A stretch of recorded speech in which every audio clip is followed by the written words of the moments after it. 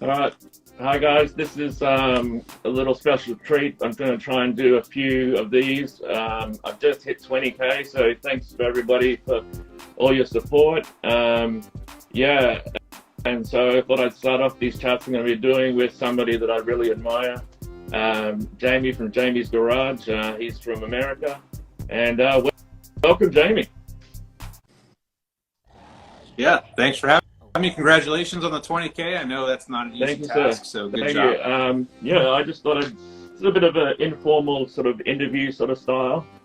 Um, like, what were you doing before cars, before all this started? Like when you were a kid? Like, for me, it was BMX and ramp riding and that kind of thing. What were you into? Nothing professionally like that. I was actually in Right. school. I was a horrible student, and I just liked my Yeah. kids, or my friends, and we would ride bikes, BMX, but nothing competitive at all. Yeah. Just riding around town and getting into trouble. And then I was always into cars, and it was about 16 when I could finally get a job. I got a job at a dealership washing That cars. was my first job. Yeah. Yeah. That seems to be pretty normal, I think, amongst us car guys. Once you get bit by the car bug, it's like whenever you have an opportunity to Yeah, I get around guess cars, that sort of leads on to my next sort of question is, yeah, what was your, like, I call it a gateway drug because the first time I went fast was in a Datsun 1600, which I think you guys call 510s.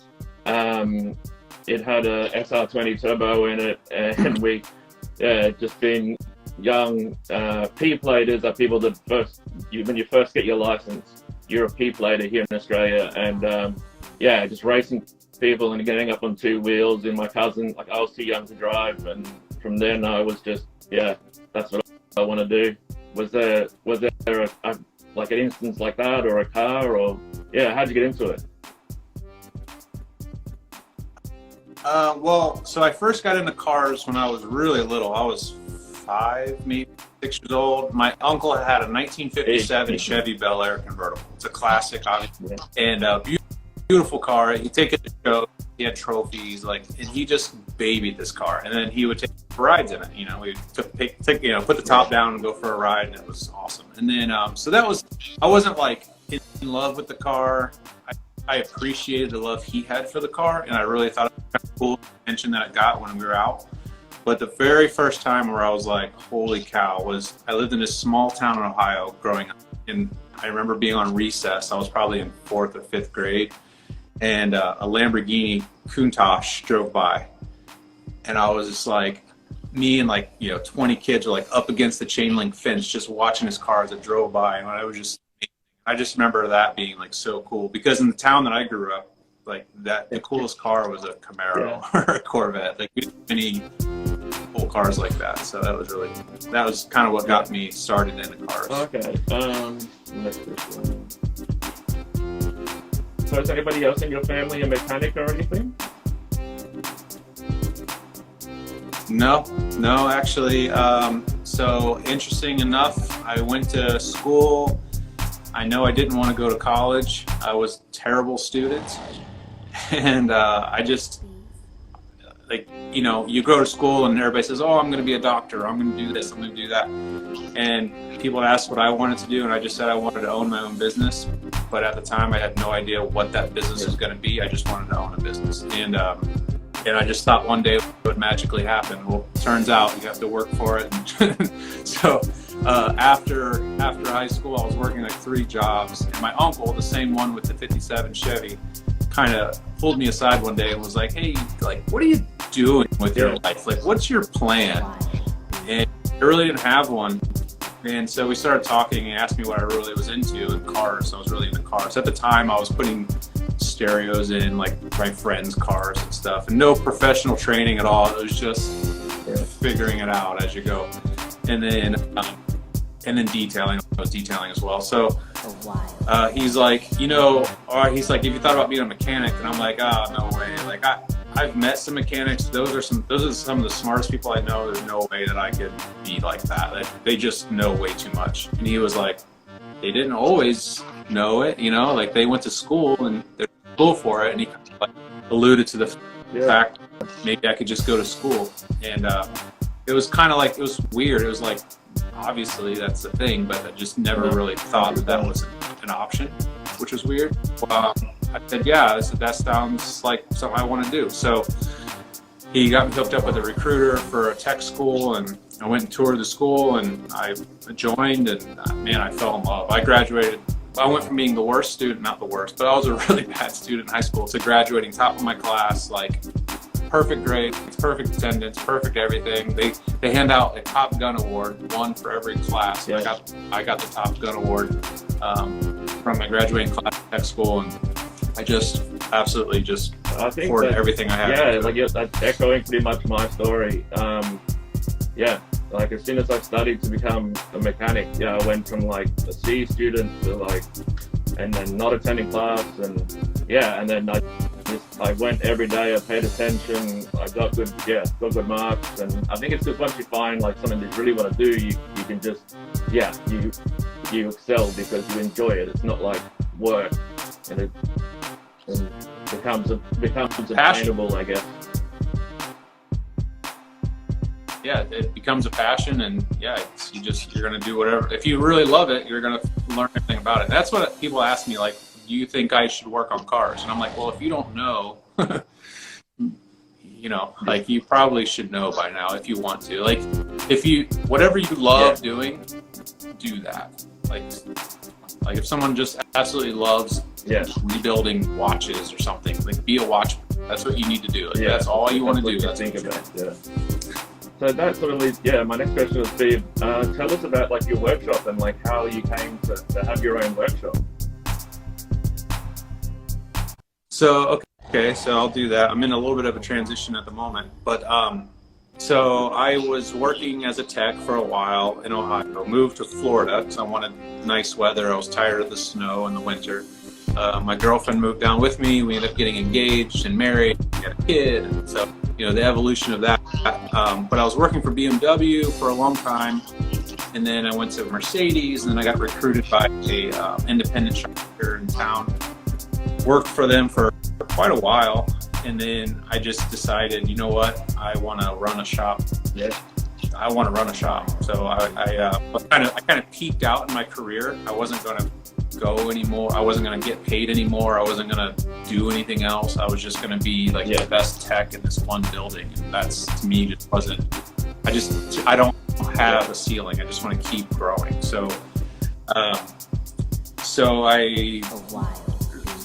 going to skip a lot. There was a lot of decision making, but basically I ended up talking to a guy who had a garage, had technicians, had a shop that he wasn't happy with, but his main job was buying and selling cars. And he would call me over to his garage whenever he had a technical issue, because his technicians were, let's be honest, they just weren't the best. They were okay at doing simple stuff, but anything that was diagnostic related, they just couldn't do it. So he'd have me come over, I would diagnose the cars, and he'd have the guys fix it. So I had a relationship with that guy, and I said, hey, just so you know, I'm going to probably start going out on my own. I've been doing work at my house and in my garage, just kind of for friends and neighbors and stuff, and it's going pretty well. So I'm going to look at trying to either buy a shop or start a shop. At that time, I had zero business. I was not a business person. I was still a technician, and I had no idea what it cost. I just blindly, walked into that. And he gave me an offer. He goes, well, why don't you come work for me? He goes, it'll be your business. You run it. Just rent the shop from me, and I'll let all my guys go, and you can use the equipment. And I've got lifts, and I've got my work. You can just do my work for me. And I'm like, cool. And so we negotiated a really good deal for him. It was not a for me, which I found out later on. Just like I said, then I had to quickly learn to transition from a technician to a business owner, and that took a long time. And it's really difficult. And then I ended up hiring some people. Some worked out, some didn't. And I wouldn't blame them. I was still learning too how to run a business and how to work things out. And then the business just kept coming and growing, and people started hearing about me, and it just kept going. And so now, today, I have 11 employees. I have a garage that's now, I've moved since then. I have a shop now the shop is 7,000 square feet, and then another 1,800 square feet of office and Yeah. like And you have a showroom parts area. department as well, or? We're doing really. We have inventory, but we don't have a dedicated parts person. I have my shop, and I'm currently in the market for other, looking for store number 2, and that's going to happen hopefully soon. And then just keep going from there. So now I have a good team in place. They're running the shop. I'm kind of stepping back. So now I'm working on the business, Yeah. instead of working in the business. And so I kind of outgrew myself. So I couldn't work in the shop anymore. I was doing YouTube videos at night, TikTok and all that. So I was literally there. I would start setting up for a video after hours. So let's say we close at 5. The guys would usually hang around for an hour, get stuff kind of cleaned up or whatever. And then I would mop the floors and make the place look really nice, and then set up lights and cameras, get the car just right, shoot our B-roll footage, and talk about the script. And I'd be there until 3 in the morning recording. And then come home tired, been working all day, and then be right back at the shop again at 7 in the morning. And I did that for a long time, and it was wearing on me because I started getting burned out. Like, you just can't do that. And so I'm like, okay, we got to come up with something. YouTube channel's doing pretty well. So my wife and I had several discussions and decided that we needed to find a place that could allow me to work in a garage. And I wanted a property that was more private. So we have a house now with 5 acres. The garage I'm in is 1,800 square feet, and currently building it out. We're knocking down walls and rebuilding the whole thing. And this will be the new YouTube studio per se, and where I'll do all the work on my own. So I don't have to do it at night. I can do it whenever I can walk out the front door, walk over to the garage, and come work on it, whatever. Well, I guess that sort of count, like, So I might skip that next question. I was going to say, no, I might have got it's cool. No, I like it. That was a long answer. I wanted to, yeah. But sort of back a little bit. Like, are Euros your passion? Like, do you drive Euro cars or? yeah, so that's my wife's Porsche. That's my BMW. Next to me is another BMW. My other BMW is out there. So, like, we just drive German And cars. obviously, being a Japanese page, like, are there any Japanese cars that you like? So I actually worked for Lexus for a little while, and it was interesting because when I went to work for Lexus, I'd already worked for BMW and Mercedes, and it's very common for cars under warranty to come in with an oil change and a problem. So it'd be an oil change with a check engine light, an oil change, I got an oil leak, or I got noise, it was clunk or whatever. And then the Lexus, and it was like, I got cars with 100,000 miles on it. It's just here for service.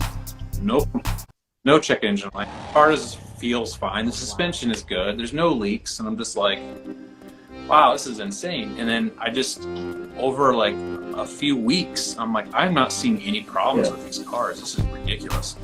Like, and I remember I got a LS430, and it had 150,000 miles, and it only had been serviced at the dealership that I was working. I'm like, I'm going to check the history, because we were doing a service, and I think I was replacing, I think it was all service work. And I looked over the car, and I didn't need anything outside of regular maintenance, brake pads maybe, and tires, and filters, and fluids, right? That's all it needs. And this thing has had to have some kind of repair, like a problem. 100,000 miles. So I look up the history, and the only thing that was ever replaced, it came in one time for a check engine light, and it needed an oxygen sensor, which could be considered maintenance. And I'm just like, that is just crazy. So I just couldn't believe it. So I actually started looking at Lexus for a while, and I bought a GS400. And that was pretty fun. It was a cool car. But I don't know. I feel like Toyota, Lexus, Honda, they're great cars, very reliable. I grew up in Ohio where the Honda, my uncle, the one I was telling you about, actually an engineer who works in the Honda factory. So very reliable cars. I just don't think they're a lot of fun, personally. Once I drove a BMW, other than BMW and Porsche, I can't really find anything else that drives and handles the way they do. However, they have a lot of problems, obviously. So I guess there's I mean, I mostly like Subarus and Rotaries, so I understand the loving a car, even though you know it's going to have problems. It's just something that you can't explain. I really feel that, like, when you kind of like buying a house, like when you go and sit in a car, you know that that's the car for you. Like I think it's a feeling you get, and you sit in there, and it could be old, could be new, doesn't matter. You're just like, this is the car for me.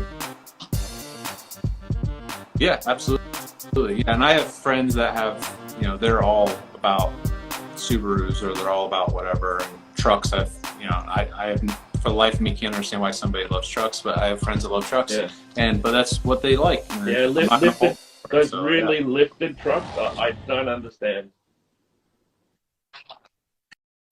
The squatted ones would get me. The ones that are the back, driving around. Like, you can't even see. They'd be driving like this. Just guessing. I guess I'm in the lane. I don't know how to run it. So, like, out of all your cars, do you have a favorite that you've got behind you, or you're driving now?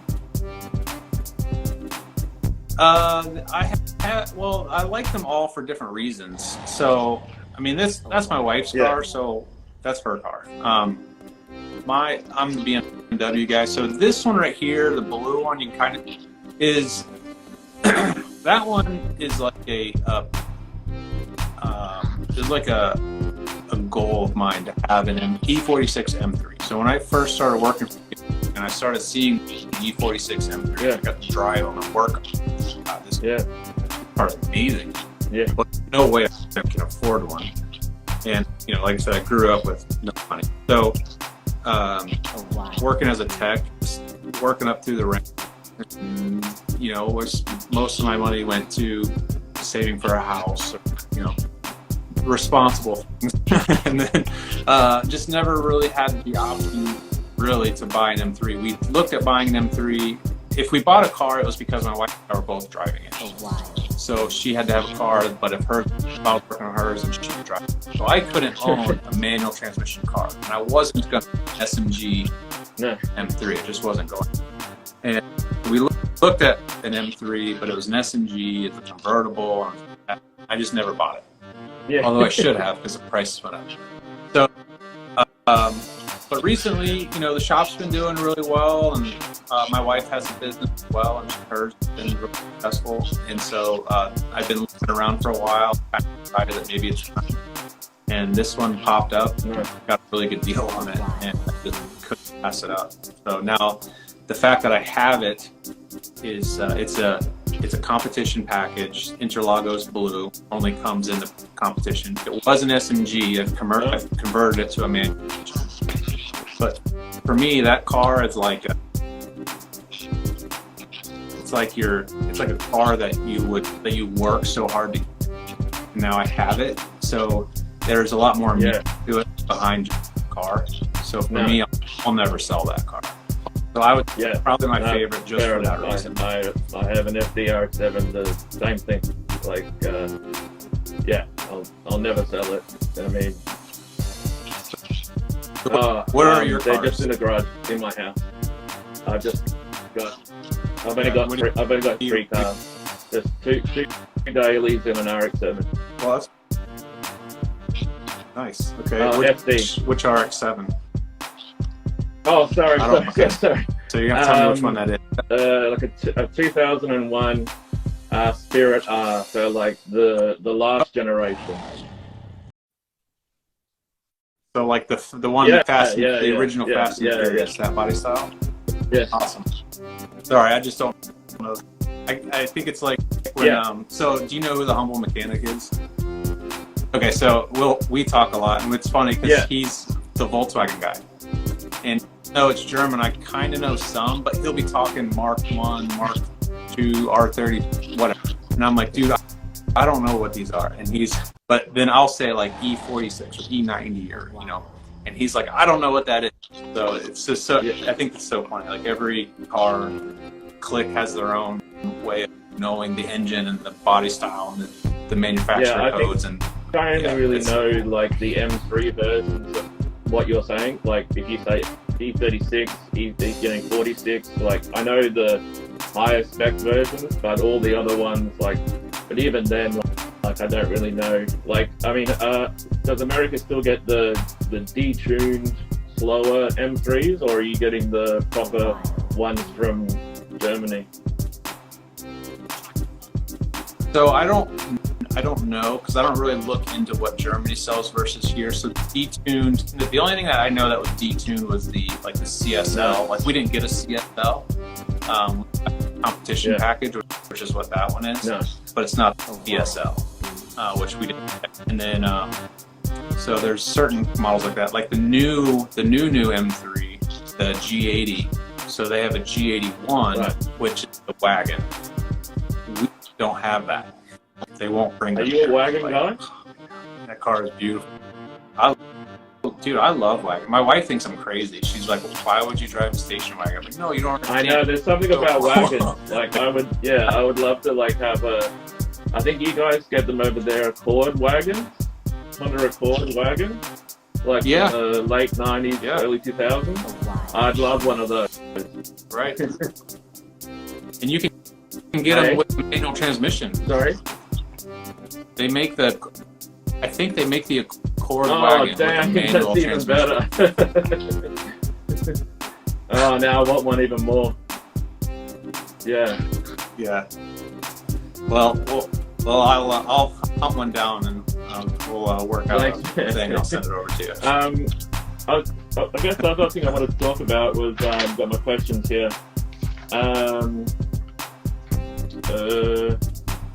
Yeah, your channel. Like, why did you decide to start doing YouTube? And so when I was a kid, probably 12 or 13, my mom bought this little camcorder, old school. And I would use that thing, and that was when it actually took a tape they put into it. There was nothing digital about it. Yeah, and I would record myself playing basketball on the driveway and do these trick shots, and I would have my brother stop the recording and then record again and so I would do these trick shots, and I just loved it. I had so much fun with the video. And then in high school I took photography class, so I've always been in videography and photography, and I almost went to school for it, but I was like, oh, there's no career in that. Yeah, okay. So I ended up going the car route. Well, I've always in the back of my head wanted to do YouTube, but I've always worked 60 to 80 hours a week and have a family. There's just no way. So TikTok came along, and I was like, what's this kids app thing, And then Gary V, that is Gary Vaynerchuk, was like, I do a lot of entrepreneurial type stuff. So I was listening to him, and he was talking about TikTok. And after about the 5th time hearing him say it on 5 different videos, I was like, all right, let me check out this whole TikTok thing. And my daughter, who was probably 8 or 9 at the time, was talking about it. And I'm like, okay, I should probably at least get on there at minimum just to make sure it's safe for her or whatever. So I get on there, and man, it became pretty addictive. And then I started looking at stuff. I came across a couple mechanics. I couldn't tell you who they were. I don't know who they were, but I saw some mechanic stuff. I'm like, oh, I can do that. I can make a video than that. So I started, and I was already making videos and just didn't have a place to put them. So I was putting them on Facebook, and they were just silly, fun videos, nothing, So and then it kind of blew up, and that was when Paul from Deutsche Auto Parts reached out to me and wanted to do a collaboration video. He was friends with Humble Mechanic. And then Chris Fix, friend requested me on TikTok, and we started talking, and then started working out collaborations, and since we've become really good friends. But really, it was Paul and Charles who kind of pushed me to go YouTube, because I thought it was just like, it's already saturated. There's no way somebody. It's just like it's not going to go big because it's already that, you know, like, that was my thought. And they're like no, you need to do YouTube. I'm like, okay, so I started looking into it more, and they wanted to do a VR6 swap into an old Scirocco. And they're like, hey, we want to come down to your shop and we'll film it, but you need to have have your YouTube channel. If you're going to do YouTube, this is the time to do it, because, you know, you can kind of use us as a springboard. I'm like, perfect. So I started a YouTube channel, and we just started putting videos out that still to this day really didn't do really well, but they were just to have something out there. And then I think we were like rebuilding the shop at the time. And then we shot the video with them, and then it just kind of started going from there. And then really it started taking off with the YouTube Shorts. So when YouTube decided to announce their Shorts deal, I was like, well, I've got a library of Shorts through TikTok, and some of them have millions of views. So basically I just went through and picked like my favorites or some of the ones that did really well, and I would put them on YouTube Shorts. But I would post one, I'd wait a few days, I'd post another one, wait a few days, post another one. And I think that consistency, YouTube was like, hey, let's give this guy some, I don't know, I'm just assuming, I don't know. And all of a sudden, the views started going up and the subscribers started going up. I mean, I think the most subscribers I had in one day was like 10,000. It was unbelievable. Like, holy shit. I think I found you actually. So we started through the Shorts. I was just scrolling, you know, as you do, and I saw like, I think I can't remember your words, but like it was, what's the car? The LP McLaren, and you're like, the McLaren. Yeah, even new cars have problems, and and then you're like, look at this, and this is loose, and this is, and this, and like, I'm like, this guy, and I'm like, and that's sort of how I followed you, like, and it seems like that's how you are in real life, like how you come, like, so you feel like you have to put on this persona, or is what we see who you are? Well, I think everybody has to kind of turn it on a little bit for the camera, because if you don't, you come across very dull. So you have to almost project a little bit. And so I've recorded myself in my natural, normal way, and then I go back and look at the recording. I go, wow, why do I look so sad? Or why am I like, this doesn't sound good? Like there's something not right. So you gotta like turn it up a little bit and kind of really project. And so, so it is me. It's just me turned up a couple notches.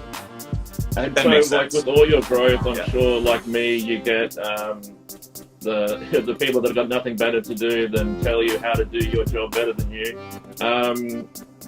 Did you get a lot of that? Yeah. I mean, I still do. In the beginning, it was interesting because in the beginning, and I'm sure you're the same way. I think all mechanics, you figure, you find a way that works and you stick with it, and like you almost selfishly are kind of like, well, this is the only way and this is the way it works and nothing else really does. So I think a lot of people are like that. So when they see something that challenges that, they almost take it personally. And I kind of had to realize that because I was getting a little upset that people were almost challenging me, or people were like, oh, this isn't a real mechanic, or this guy doesn't know what he's doing. And I'm just like, and then I would go and they don't have a public account and they're not like, okay, well, what are you doing? Like, show me what you show me how to do it, I would get like upset. And then, but I was always pretty good about refraining from like coming back with the comment, because that just never ends well. And it's like every time there's been many times where I like, oh yeah, and I start typing, and then I'm like, delete it. I go, no, just delete it. Like, okay, never mind. Yeah, it's not a couple of times I'm like, I'm a fucking Ford master mechanic. I've been doing this shit for like 10 years, and then I'm like, never mind. Yeah, you're not gonna win. And I've tried a couple of times, like responding in a reasonable manner without like calling them out, being like, hey, I understand where you're coming from. Understand that there's more than one way of doing it. Just because you do it this way doesn't mean it's wrong. I do it this way, it's wrong. And they're like, nope, I've been a mechanic for 10 years and you don't know what you're doing. I'm like obviously we're not getting anywhere. So let's just move on. And the flip side of that is you were talking before that you've sort of hooked up with like Chris Fix and Humble Mechanic. Like what's the upside to doing YouTube and putting in all these hours and everything? Like, have you got to meet somebody that you really, like me, I'm getting to talk to you, like, have you got to meet somebody that you really admire and look up to? Absolutely. So YouTube is weird. So I have a lot of friends and people who don't know me, or they meet me and they go, oh my God, you got 500,000 subscribers on YouTube. You're making a ton of money. And I'm like, no, I'm not. I'm really not. Like, I'm not making hardly. I mean, there's some money obviously being made, but not what they. And like, you can look up YouTubers on TubeBuddy, or I can't remember what the. And I looked myself up, and it says I make like between $150,000 and $700,000 a year, and I was like, I wish, but that is not. I think there's a lot of mystique and mystery around how much YouTubers make, and I think a lot of people think because of Adam LZ and TJ Hunt and all those guys, they think that you make videos and then boom, you're gonna have a shed full of cars and So the money really comes from sponsorships. So I'm really picky about my sponsorship. I did one or two, and afterwards I was like, I don't know if I really felt comfortable doing that. So I decided I don't want I want to be known as a premium brand. The shop that I own, literally the best shop. Talk about your business more, actually. Sure. Yeah, well, let me your last question. So I was kind of a little bit, but so what YouTube is, aside from a little bit of finances that you get, which by the way, if you calculate the time that I put into it and the money I've gotten out of it, I probably make like $3 an hour. But it's opened up a lot of opportunities. So I've been able to meet a lot of people like Vic, and we're now like really friends, text on a regular basis. We've hung out, been down. We've been out to Las Vegas. When I was at Vegas, I met a lot of guys, was hanging out with a lot of guys do YouTube, and some of them I haven't known before, others that I've been following for a long time. Engineer Blaine, I met Jason, him and I, we hung out for a couple of eating and stuff. We just got along really great. And I've been following that guy forever, so it was like a little surreal. And but no, it's been really cool. So that aspect has been great. It's a lot of fun. And actually for my business, which was not my intention, it's gaining me business too. Yep. So we'll kind of segue into that. We've had people call and bring cars from out of state.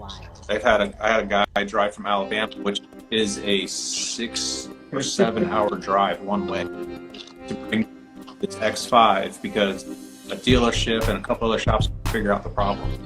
We diagnosed the problem, had it figured out within a day, ordered parts, and I think less than a week.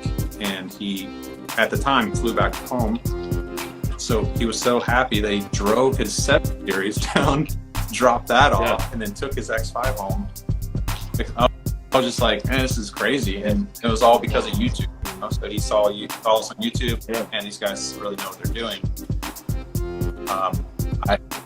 I appreciate that. I've told people, like, there's people have called from across the country, listen, what you need is not uncommon. It's something that really any shop specializes in BMW, as long as they have any care in the world, can do a good job for you. You need to bring your car across the country to have it. So just before you talk more about your business, I was just thinking of we were talking about before about like Japanese or German. Ever since I saw the movie Transporter, the first one, I watched it. It's a 7 Series, right? Like it's late 90s, early 2000s. Yeah, E38. So that was actually one of my most popular series on YouTube. I restored a 7 Series and sold it. And showed everybody how much. Yeah, I really enjoyed that one. And all this stuff. It's a best. Would you best recommend 7 Series? Like, was that a good starter car, or is it too? If you're getting into that market? No. So if you're gonna own the car, just know probably never gonna be fixed completely 100%. Got so many. You're gonna pour way more money than you ever want to. So if it's a passion car, Yeah. it is a passion car. You're gonna own it if you want it. It's not an investment car. It's not another. But it's a beautiful car. I mean, I just loved it. I think it went way downhill after that one. Yeah, I see a lot of whenever I look at on YouTube, there's a lot of LS swaps into them, and I'm not a fan. Yeah, me either. The original engine. I try to keep things being like if I've considered doing some engine swaps. We've got an engine right now out of an M5, and I'm like thinking about what's put it in. And there's so many cars. It would be so much easier. Like people have done the E46 LS swap, and it runs great. Like it's a phenomenal platform to put an LS in. But it's like, to me, LS is way overplayed, and I'm just not. It's just everything against. Like it'd be cool. It'd be the easy way to do it. It would be the most economical way to do it. But it's still just, to me, it almost loses its creativity when you do that. It's like for me, like. I do like V8 tonight, but like LS just seems like a cheat code. You're like being lazy. You're just like LS, cam, done. It's easy. I mean, it's not. I don't hate on it because there's a lot of support behind it. A lot of support. There's a lot of there's a ton of aftermarket parts for. I mean, you can do whatever you want with those engines. They're very universal. I totally get the appeal, but for me, I just think it's it's just not as creative as it could be. But I totally understand why people do it. They sound great, they go great. There's heaps of support. There's I saw in your Christmas video. Getting back to your business, I saw in Christmas videos, and I don't know if it's an American thing or Australian thing. You said you had a white elephant present on your Christmas party. What is a white elephant present? Okay, so so we had a Christmas party for my staff, and there's a tradition. I guess it's a tradition that, and I didn't realize it's not. Maybe it's only in the United States. I don't know.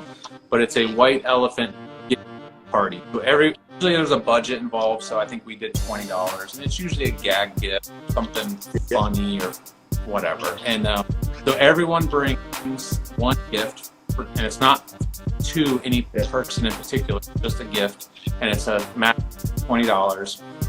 And then everyone draws it. So let's say there's people, there's 10 numbers, everybody draws a number. Number one gets the gift first. They pick out whichever present they want, they open it in front of everybody, and they go, oh, that's hilarious, or oh man, it's a really want that. The second person goes, they have the option, they can steal that gift, they can go and open up in front of everybody, and then that continues on throughout everybody. It becomes a lot of fun because there's gifts that are really good, and people keep stealing it from each other. It's just fun instead of just like, here's your gift, open it, that's it. So that was the white. My family calls it Stealer Santa. It's exactly the same. Yeah, it's probably exactly the same. It's just named differently. What's a week look like for a mechanic in America? Because here we usually do from 8 o'clock in the morning until 4 in the afternoon, and you might work every second Saturday, and we get 4 weeks off the year, but we can usually only take them in 2 weeks, lots. What's a life like in America for a mechanic? Similar. So if you're working at a dealerships they're extending their hours, they're extending their days. So right now, most dealerships, some of them are 7 days a week, some are 6 days a week. But the 7 days a week, they'll alternate shifts. So the technician would work. Sometimes they'll do there's lots of variations, but I would say the most common would be 5 days a week, every other Saturday, like that same kind of thing. Usually they start at the morning or 7:30 in the morning until about 5. Sometimes they go until 6 at night. So it's a lot of hours, or 50 hours or so on average. I don't believe in that. So for my shop, my techs work from 8 to 5, Monday to Thursday. On Friday, it's 8 to 4. So start the weekend early, and then no Saturdays, Sundays. Yeah. So that's really time. good. Yeah, and then they get 100% benefits from me. So they get dental, health, vision.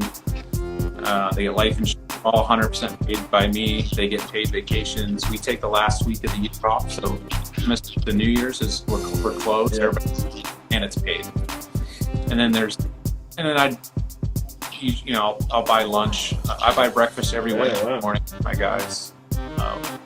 We have an all-staff meeting, so I show up with breakfast, and then usually on Friday I'll buy, and then if we do really well, I'll do something for them as well. And we have a Christmas party, which is nice, usually pretty nice gifts. And then I gave my guys a goal this year. So I went to SEMA, a couple of the guys, they were happy for me. They really wanted to go. And, it's SEMA's during the work week, and it's expensive to shut down and take everyone. So I told the guys, I said, hey, here's our goal for the year. If we meet our goal at the end of June, if we hit that goal halfway through, half the year, half the goal, that tells me we're going to meet the goal. If we do that, then I'll shut the shop down for 3 days. I'll fly everybody out to Vegas. I have 11 staff. I'll fly everybody out to Vegas, give everybody a hotel room, and $5 spent, and it'll be paid. So that's a big commitment for me, because that is very expensive days. But what it does is it gets the staff excited. They are now together as a team to make sure they get that goal. So now they have like a board in the shop, and it's like Road to Vegas, something like that, and they're on goal board. They're holding everybody accountable. So it's working out great. Yeah. Well, my battery is about to die. So I just wanted to, what can we expect? Well, what's coming for you? What's in the future? Good question. So the garage is being built currently, and we're going to be doing some, now that I have time and I don't have to rush my video and get it done at 3 in the morning, you're going to start seeing projects. So I have E30 M3. I've kind of alluded to it a few times. I haven't really officially announced it, but I've got an E30 M3 that I'm doing a full restoration. Yeah, awesome. Excited. That's actually for our car. And then I've also got my cars I'll be working on. We'll see what goes from there. I got a few road trips coming up, and some events and stuff that we'll be recording. We're playing around with some different ideas and just trying things. I've been doing shop vlogs lately in the shop, and people seem to like those, so I'll probably continue doing those. Yeah, I'm enjoying it. Yeah, cool. Well, appreciate it. Yeah, it's just try to. We're still trying to figure it out. We've grown, trying to figure out what everybody likes. The word.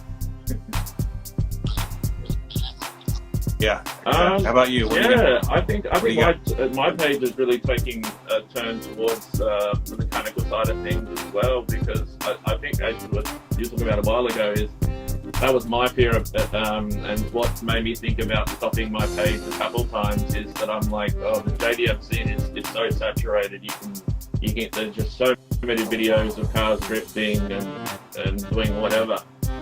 It's hard to know how to sort of stick out, and mechanical stuff seems to be sort of resonating with people. So I think 2023 is going to be some more of me in the afternoon, and in the morning will be more like mechanical sort of stuff. So kind of like my personality, like I like mechanics. I also like having a bit of fun, being a bit silly. So there should be more of that thing. Perfect.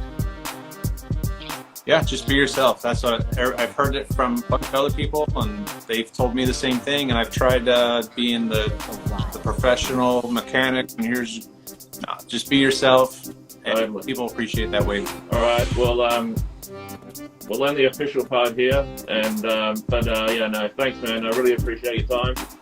I know it's late there for you, and thanks again.